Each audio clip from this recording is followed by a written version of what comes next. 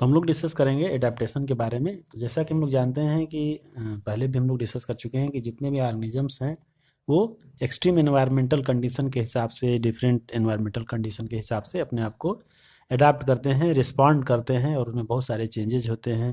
जैसे हम लोगों ने रेगुलेट पढ़ा, कन्फर्म पढ़ा, माइग्रेट पढ़ा, सस्पेंड पढ़ा। ये सब एक अगेंस्ट इन्वायरमेंट है या एनवायरमेंट के हिसाब से अपने आप को कैसे वो अडाप्ट करते हैं, यही सब चीज़ें हैं।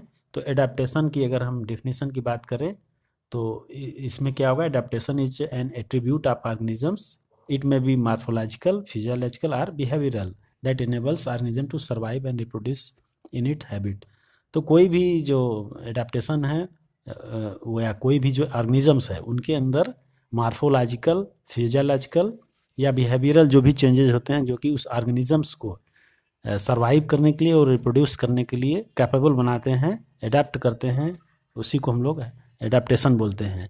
तो कहने का मतलब कि मार्फोलॉजिकल, फिजियोलॉजिकल और बिहेवियरल कोई भी चीज़ चेंज हो रही है, क्यों चेंज हो रही है, उस पर्टिकुलर इन्वायरमेंट के हिसाब से या उसमें एडजस्ट करने के लिए जो चेंजेज हो रहा है, जो कि उस ऑर्गेनिजम्स को एनेबल करता है सर्वाइव के लिए और रिप्रोडक्शन के लिए, तो उस वातावरण में, उस हैबिटेट में, तो उसी चीज़ को हम लोग बोलते हैं एडाप्टेशन। कहीं भी आप जैसे गए, किसी हिल एरिया में गए, वहाँ पे आप मान लीजिए आप कोस्टल एरिया के रहने वाले और हिल एरिया में जा रहे हैं, तो बहुत सारे आपके बॉडी के अंदर धीरे धीरे चेंजेज होंगे जो आपको उस लायक बनाएंगे।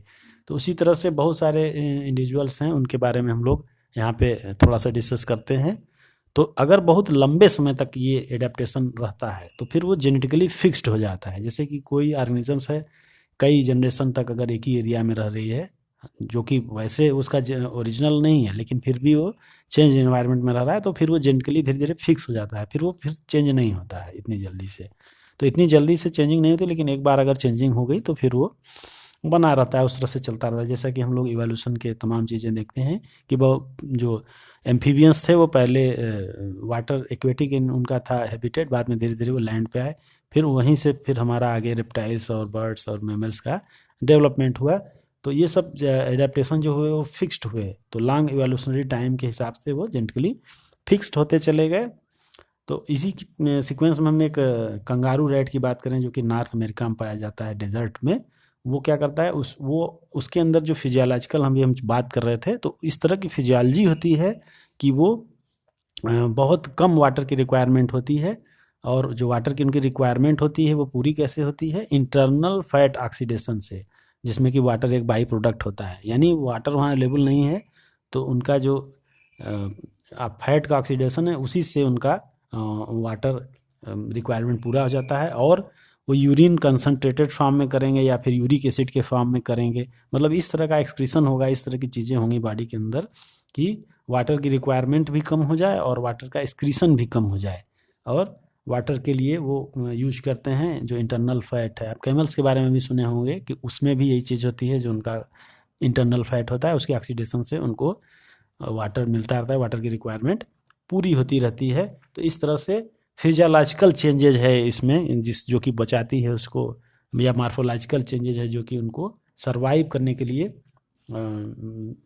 अडाप्ट कराती है। और बहुत सारे डेजर्ट प्लांट की बात अगर हम करें तो डेजर्ट प्लांट में हम जानते हैं थिक क्यूटिकल होता है ऊपर लिप सरफेस के ऊपर, खास करके अपर सरफेस के ऊपर। और जो स्टोमेटा होते हैं, स्टोमेटा जरूरी है क्योंकि अगर स्टोमेटा नहीं होगा तो कार्बन डाइऑक्साइड ऑक्सीजन एक्सचेंज कैसे होगा। लेकिन अगर वो डीप नहीं होंगे तो उसमें ट्रांसपिरेशन लॉस बहुत ज़्यादा होगा। तो ट्रांसपिरेशन लॉस को कम करने के लिए उसमें हम जानते हैं कि जो स्टोमेटा होते हैं वो संकेन होते हैं, काफ़ी डीप में होते हैं।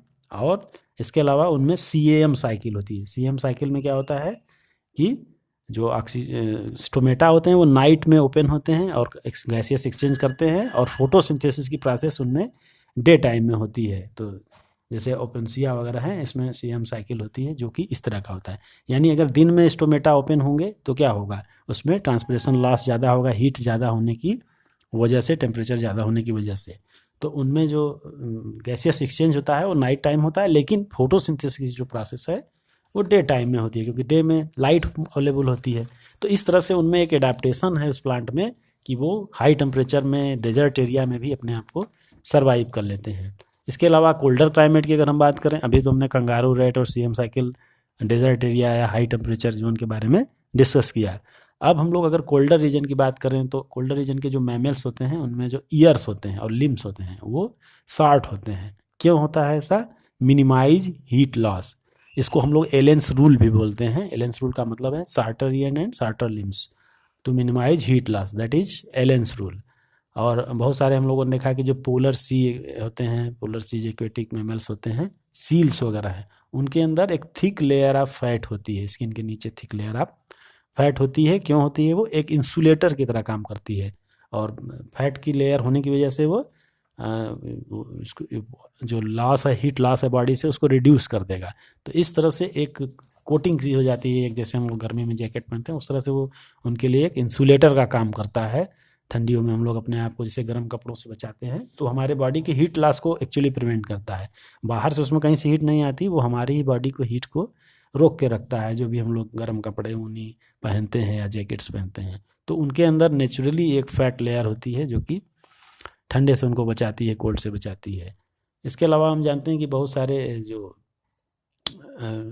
एनिमल्स हैं वो या इंडिविजुअल्स हैं वो हाई एल्टीट्यूड पे भी रहते हैं, तो वो इस तरह से एडाप्टेड होते हैं कि वो लो ऑक्सीजन प्रेशर में भी रह सकते हैं। लो एटमॉस्फेरिक प्रेशर अगर है उसमें भी वो सरवाइव कर सकते हैं जहाँ ऑक्सीजन की कमी होती है। तो कोई आदमी अगर मान लीजिए उसको हिल एरिया में भेज दिया जाए, प्लेन का आदमी, तो वो शुरू में उसको दिक्कत होगी, उसको एल्टीट्यूड सिकनेस महसूस होगी, क्योंकि उसके अंदर ऑक्सीजन कैपेसिटी उतनी ज़्यादा डेवलप नहीं होती जितना कि हिल एरिया के पर्सन में होती है। लेकिन धीरे धीरे वो कुछ समय के बाद उनमें वो चीज़ डेवलप हो जाती है और डेवलप होने के बाद ये सिकनेस, एल्टीट्यूड सिकनेस जो होती है वो ख़त्म हो जाती है। उनमें आरबीसी का प्रोडक्शन ज़्यादा होने लगता है। जब ज़्यादा होने लगता है तो क्या होगा, उस फिर जो ऑक्सीजन की वहाँ पे कैप कम है अवेलेबिलिटी, उसमें भी वो अपने आप को सरवाइव कर सकता है। और इंक्रीजिंग ब्रीदिंग रेट, तो ब्रीदिंग रेट बढ़ जाएगी, आरबीसी का प्रोडक्शन बढ़ जाएगा। Decreasing binding affinity of haemoglobin, haemoglobin की जो बाइंडिंग एफिनिटी है वो थोड़ी सी कम हो जाती है। तो इस तरह से हाई एल्टीट्यूड में जो ट्राइब्स होते हैं उनके अंदर ये चीज़ नेचुरली डेवलप होती है और इस तरह से वो एडाप्टेड होते हैं हायर एल्टीट्यूड पर रहने के लिए और लो ऑक्सीजन प्रेशर में रहने के लिए अपने आप को एडाप्ट कर लेते हैं, बॉडी उनकी एडाप्ट कर लेती है। तो इस तरह से बॉडी के अंदर डिफरेंट टाइप के एडाप्टेशन, तो जितने भी इंडिविजुअल अर्थ के ऊपर कहीं भी हैं उनमें उस हैबिटेट के हिसाब से जिसमें वो रह रहे हैं, सर्वाइव कर रहे हैं, रिप्रोड्यूस कर रहे हैं, उनके हिसाब से उनमें एडेप्टेशन हो जाता है, तभी वो एग्जिस्ट कर पाते हैं, वरना वो एग्जिस्ट नहीं कर पाएंगे।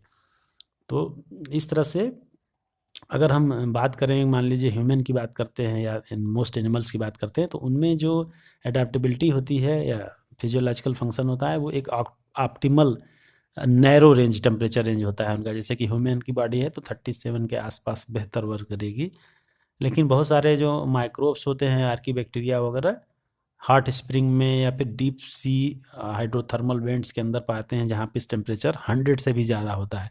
तो ये अलग अलग टाइप के ऑर्गेनिजम्स में अलग अलग टाइप के आपको एडेप्टेशन मिलेंगे। यानी कुछ एनिमल्स हैं जो कि आर्कटिक वाटर में भी रह सकते हैं, कुछ हैं कि जो डेजर्ट एरिया में रह सकते हैं, कुछ फिशेज हैं जो कि डीप मैरीन फिशेज हैं, वो क्योंकि मैरीन में सबसे अगर नीचे की तरफ जाएं तो प्रेशर बढ़ता जाता है, ठीक है, एटमॉस्फेरिक प्रेशर वहाँ पे इंक्रीज होता चला जाएगा, तो उस प्रेशर में भी वो सरवाइव कर सकते हैं।